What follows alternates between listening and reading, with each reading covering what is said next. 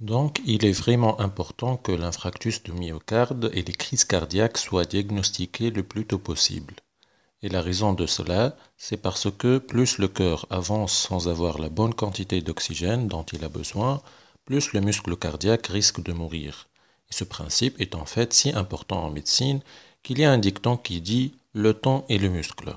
Ceci sert vraiment à souligner l'importance du fait que le plus rapide vous diagnostiquez une crise cardiaque et vous localisez où au niveau du cœur l'infarctus s'est arrivé, le plus vite vous pouvez le traiter. D'accord? Et plus vite vous le traitez, cela signifie qu'il y a une meilleure chance pour un bon résultat après avoir eu un infarctus de myocarde. Le temps, c'est le muscle. Disons que notre ami Philippe a eu une crise cardiaque et qu'il s'est allé à l'hôpital. Quand il arrive à l'hôpital, qu'est-ce qui va se passer? Quelles sont les étapes diagnostiques qui vont avoir lieu? Eh bien, il s'agit d'une urgence, d'accord? Une suspicion d'infarctus du myocarde est une urgence et le personnel de l'hôpital va vraiment traiter cela comme tel parce que, encore une fois, il est vraiment compris que le temps est le muscle. Plus vous laissez l'infarctus du myocarde non traité, plus vous allez perdre de muscle cardiaque. Donc Philippe va voir des médecins sur son cas assez rapidement. Le diagnostic est vraiment basé sur trois grandes choses. Et c'est basé sur quoi? Il est basé sur l'interrogatoire. Voilà la première chose. Et c'est quoi l'interrogatoire? L'interrogatoire, c'est essentiellement parler aux patients et avoir une idée de ce qui est arrivé pour les amener à l'hôpital. Une autre chose, et c'est sans doute la plus importante, c'est faire un ECG. Donc, qu'est-ce qu'un ECG? Il s'agit d'une machine qui permet de mesurer l'activité électrique du cœur. Je vais détailler cela dans une minute. Et la troisième chose importante, c'est les analyses sanguines. Prélever un échantillon de sang du patient et rechercher certaines protéines dans le sang qui peuvent indiquer qu'une crise cardiaque est arrivée. Voilà donc nos trois choses importantes. Ce sont les trois piliers en matière de diagnostic. Alors, qu'est-ce qu'un interrogatoire? Développons plus profondément chacun de ces choses. L'interrogatoire ressemble fondamentalement à une session de questions et réponses entre un professionnel de la santé et le patient. Et le but réel derrière l'interrogatoire, c'est de savoir quel type de symptômes a eu le patient et combien de temps cela a duré. Typiquement, il est vraiment inquiétant si les symptômes ont duré pendant plus de 20 minutes dans le cas d'un infarctus de myocarde suspecté. Et pourquoi cela est inquiétant? Eh bien, cela est inquiétant parce que c'est presque un signe que les dégâts qui se sont arrivés au cœur sont probablement irréversibles. Ce sont ces types d'informations que vous devez obtenir lors d'un interrogatoire. Vous voudriez poser des questions sur la douleur thoracique parce que les gens qui ont eu un infarctus de myocarde rapportent parfois que la douleur qu'ils ressentent est presque comme quelqu'un qui a mis une brique sur le thorax. Il s'agit d'une douleur vraiment trop lourde dans le centre du thorax. Vous pouvez demander à votre patient si sa douleur thoracique irradie quelque part, si elle semblait se déplacer en quelque sorte ailleurs dans son corps. Les gens qui ont eu un infarctus de myocarde vont parfois signaler que la douleur paraît se déplacer vers les bras ou jusqu'à leurs joues ou vers les épaules. Vous pourriez également demander si le patient avait un essoufflement. Parfois, les gens ont le souffle court, car vu que leur cœur ne pompe pas correctement, le sang venant des poumons vers le cœur va revenir en arrière vers le poumon et créer ce genre de pression dans les poumons, ce qui va empêcher les gens d'être en mesure de respirer correctement pendant une crise cardiaque. Vous pourrez demander si le patient a senti des nausées ou s'il a vomi. Cela pourrait se produire parce qu'une partie de leur système nerveux, appelé le système nerveux autonome, pourrait encore essayer de comprendre ce qui se passe lors d'une attaque cardiaque. Il pourrait avoir des sentiments de vouloir vomir. Vous pouvez demander si le patient a eu des étourdissements ou s'il avait réellement perdu conscience.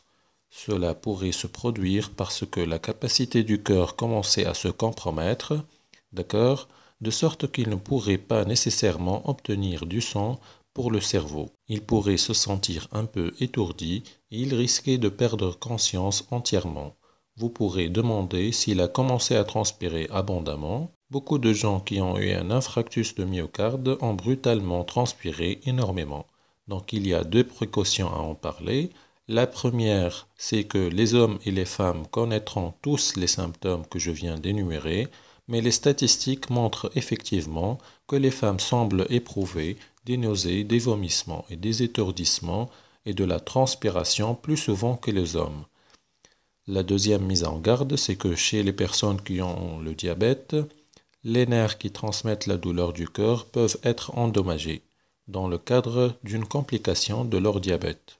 Parfois, les gens ayant le diabète ne peuvent pas sentir la douleur thoracique car ils ne peuvent pas en fait sentir les signaux de douleur provenant de leur cœur et de leur poitrine. Ici est la deuxième mise en garde. Mais c'était vraiment une partie des éléments clés de l'interrogatoire que vous voudriez poser à propos de quelqu'un chez lequel vous suspectez avoir un infarctus de myocarde. Donc c'était un de nos trois piliers. Nous avons fait l'interrogatoire, maintenant nous devons passer à l'ECG. ECG, qu'est-ce qu'un électrocardiogramme? Un électrocardiogramme est essentiellement une machine qui permet de détecter l'activité électrique du cœur. Et puisque nous savons à quoi ressemble l'activité électrique normale de notre cœur, donc à chaque battement, nous obtenons réellement un modèle comme celui-ci, qui ressemble à quelque chose comme ça sur un ECG. Ce que nous pouvons faire est de faire un ECG sur quelqu'un qui a eu une crise cardiaque ou une personne que nous pensons qu'elle a eu une crise cardiaque, et nous pouvons comparer ensuite ce que leur modèle ressemble à ce qu'un modèle normal devrait ressembler. Et en fonction de leur type de modèle, et nous allons voir quelques modèles dans une seconde, nous pouvons en quelque sorte avoir une idée sur le type de crise cardiaque qu'ils ont eu et quel était son siège au niveau du cœur. Donc voyons les parties du tracé de l'ECG. À propos, ce modèle ici est appelé un tracé ECG représentant en fait un battement de cœur. Donc nous allons étiqueter d'abord, donc ceci est l'onde P, on l'appelle cela l'onde P représentant l'activité électrique de la contraction auriculaire. Ceci est l'onde Q, voilà R, S, et ceci est le segment QRS. Cela représente la contraction ventriculaire et la relaxation auriculaire. Que pensez-vous de cela? C'est l'onde T, signifiant la relaxation ventriculaire. Et pour anticiper votre question, ces ondes ont été nommées arbitrairement PQRST. Ce sont tout simplement des lettres qui ont été affectées à cette courbe sans une raison réelle. Elles sont juste là pour les rendre faciles à les référer. Et je ne vais pas vraiment entrer dans les détails de comment lire un ECG, mais il suffit de dire que la comparaison du tracé d'un ECG pris de quelqu'un que vous suspectez avoir une crise cardiaque avec un ECG normal vous donnera une très bonne idée pour savoir si cette personne a eu une crise cardiaque ou non. Par exemple, dans un type de crise cardiaque, un infarctus de myocarde avec un sus-décalage du segment ST ou IDM-ST+, vous obtenez réellement une élévation du segment entre S et T. Il se rehausse réellement. Ici, vous pouvez voir qu'elles se sont décalées vers le haut en quelque sorte. Et cela veut dire quel type de crise cardiaque vous avez eu. Cela signifie qu'en ayant un infarctus de myocarde avec un sus-décalage de ST, vous avez eu un infarctus de pleine épaisseur. Donc voici une section transversale du cœur ici, et voici le ventricule droit et voici le ventricule gauche. Un IDM ST+ signifie que vous avez eu un infarctus de pleine épaisseur du cœur. Tout ce mur serait mort à cause du manque d'oxygène. Et de nouveau, c'est juste un exemple. Cela ne devrait pas être dans cette partie exacte du cœur que je viens de vous montrer. Je vous ai juste montré que c'est transmural. L'essentiel, c'est que c'est dans l'ensemble du mur du cœur. Il peut arriver dans n'importe quel siège. Donc nous avons un sus-décalage ST. Pouvons-nous avoir un sous-décalage ST?